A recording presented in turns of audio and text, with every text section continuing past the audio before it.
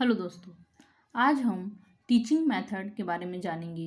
Problem solving method यानी कि समस्या समाधान विधि के बारे में। इसको समस्या निवारण विधि भी कहते हैं।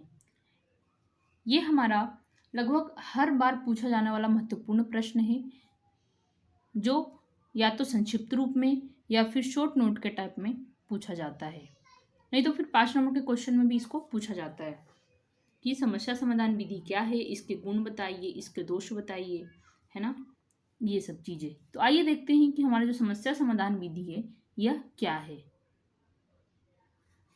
सबसे पहले हम देखते हैं इसका परिचय कि यह क्या होता है। हमारे जीवन में दिन प्रतिदिन किसी न किसी प्रकार की समस्या हमारे समक्ष आती रहती है। हम उन समस्याओं को चुनौती के रूप में लेकर अपने पूर्व अनुभवों का प्रयोग करके, समस्या का विश्लेषण करके, चिंतन मनन आदि क्रियाओं के द्वारा उन समस्याओं के समाधान में लग जाते हैं, उन समस्याओं का समाधान करते हैं। इस प्रकार किए गए प्रयत्नों के द्वारा हम सीखते हैं और अपने व्यवहार में परिवर्तन लाते हैं। इसी प्रकार हम संपूर्ण जीवन भी सीखते चले जाते हैं। समस्या समाधान विधि भी इसी सिद्धांत पर आधारित है। यानी क्या बोलना चाह रहा है कि आपके जीवन में जब भी कोई समस्या आई हो और आप उस समस्या से जब भी सीखे हैं, है ना, समस्या को आप हल करते करते आप क्या करते हैं, उस समस्या से सीखते हैं। जरूर नहीं कि हर काम को करने के पहले आपको समस्या हो तभी आप सीखेंगे। आप किसी दूसरे की भी समस्या से सीखते हैं, है ना। तो जो हमारा समस्या समाधान विधि है वो क्या करता है, इसी सिद्धांत पर आधारित है कि हम जीवन भर क्या करते हैं, किसी भी चीज़ को करके सीखते चले जाते हैं। अब हमारे जन्मदाता, इस विधि का जन्मदाता सुकरात को माना जाता है। किसको माना जाता है? सुकरात को माना जाता है। इस विधि में छात्रों के समक्ष कोई समस्या प्रस्तुत की जाती है तथा छात्रों को उस समस्या का समाधान करने के लिए कहा जाता है।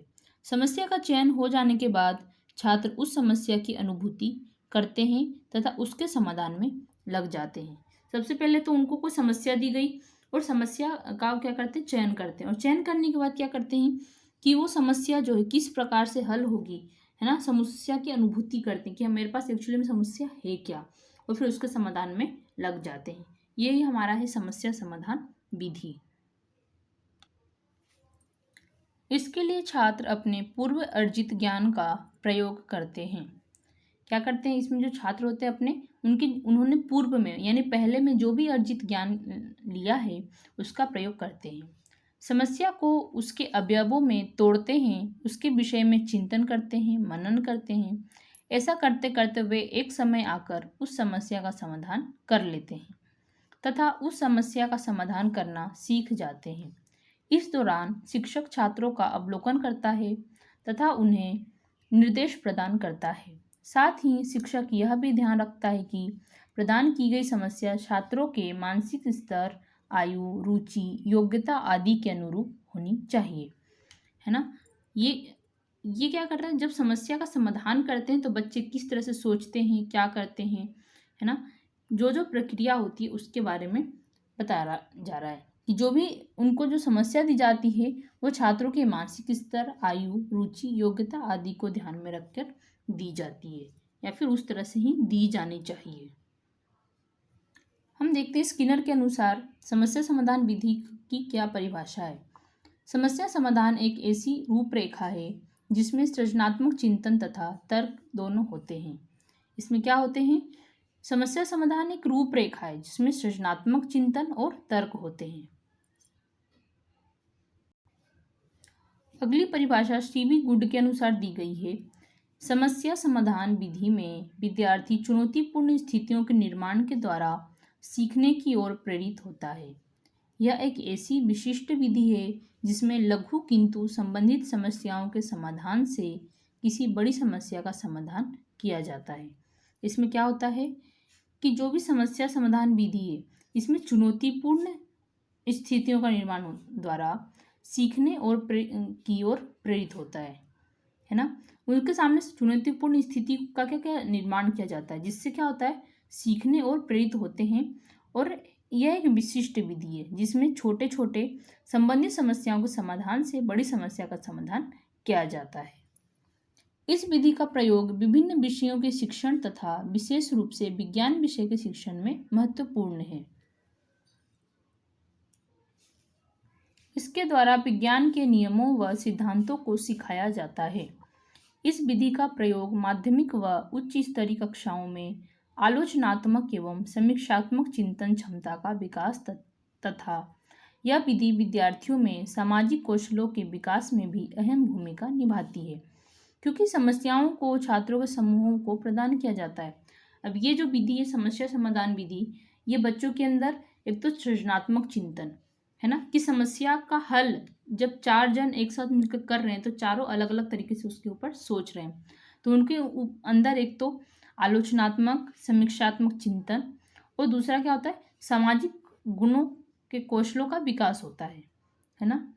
और ये जो है विज्ञान के शिक्षण के लिए अत्यधिक महत्वपूर्ण विधि है, क्योंकि इसमें करके सीखा जाता है और जो विज्ञान है वो करके सीखने पर आधारित विषय होता है। नेक्स्ट हम देखते हैं समस्या समाधान विधि के चरण। पहला चरण है समस्या का चयन। सबसे पहले हम समस्या का क्या करेंगे, चयन करेंगे। सेकंड क्या है, समस्या की अनुभूति। अब हमने समस्या चयन कर लिया, उसके बाद हम उस समस्या की अनुभूति करेंगे कि हमें ये समस्या सही में वास्तविक रूप से क्या है।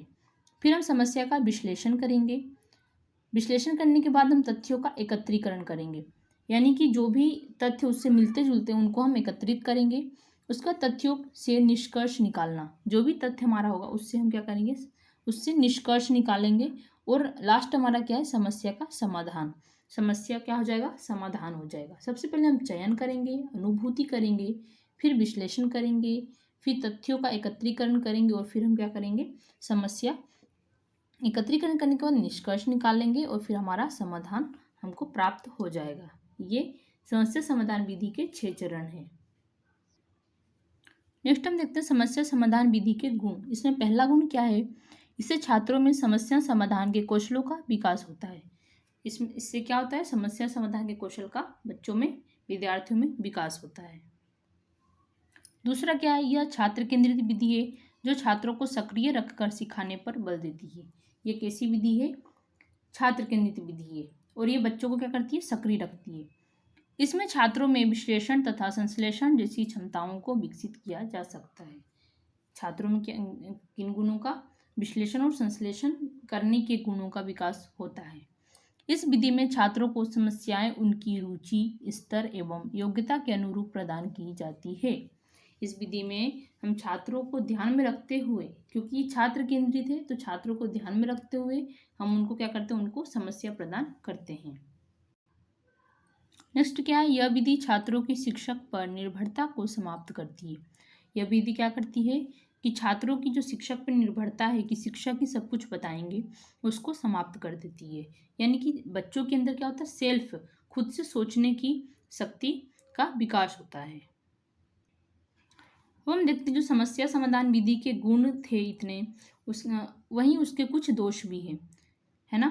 Demerits of problem solving method. इसमें पहला जो डीमेरिट है उसका क्या है, यह विधि प्राथमिक कक्षाओं के लिए उपयुक्त नहीं है। प्राथमिक कक्षाओं में जो बच्चे होते हैं वो छोटे छोटे होते हैं, उनकी सोचने शक्ति इतनी विकसित नहीं होती है, इसीलिए समस्या देना प्राथमिक बच्चों के कक्षाओं के लिए क्या होता है, उपयुक्त नहीं है। ये इसका पहला दोष है।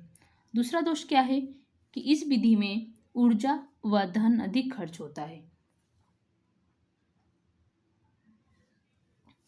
ये विधि क्या होती है, समस्या समाधान विधि में क्या होता है, ऊर्जा और धन खर्च होता है, क्योंकि करके सीखने के लिए उपकरणों की आवश्यकता होती है, जिससे धन भी अधिक लगता है।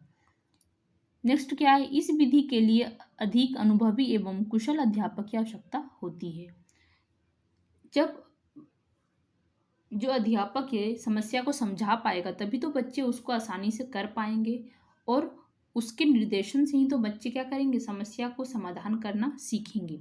इसलिए अनुभवी अध्यापकों की आवश्यकता होती है इसमें।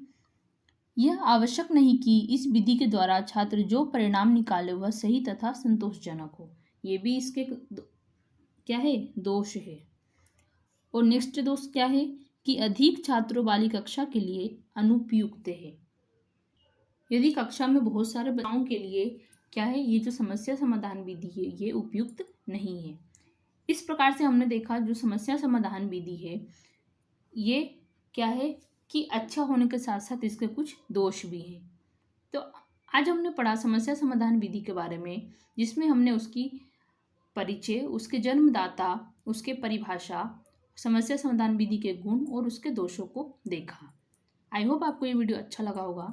ऐसे और वीडियोस को देखने के लिए हमारे चैनल को सब्सक्राइब करें और हमारे वीडियो को लाइक करें और कमेंट में हमें बताएं कि आपको जो भी आपकी आवश्यकता है उसके अनुसार आप कमेंट करें। उसी तरह के क्वेश्चन आपके लिए लाए जाएंगे। Thank you.